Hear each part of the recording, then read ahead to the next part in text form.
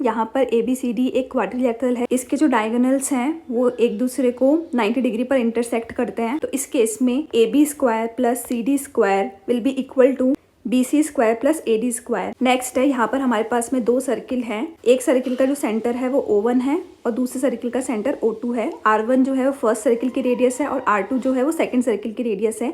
यहाँ पर जो AB है वो डायरेक्ट कॉमन टेंजेंट है और जो AC है वो ट्रांसवर्स कॉमन टेंजेंट है। AB जो है वो क्या होगा, root of D square minus R1 minus R2 का स्क्वायर।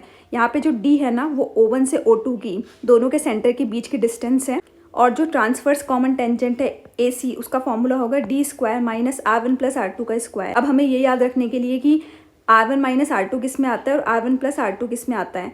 तो अगर हम डायरेक्ट कॉमन टेंजेंट को देखें तो वो सीधी लाइन है, ये माइनस की तरह है। और अगर हम ट्रांसवर्स कॉमन टेंजेंट को देखें, AC को देखें, तो AC जो है ना और ये एक प्लस का साइन बना रहा है।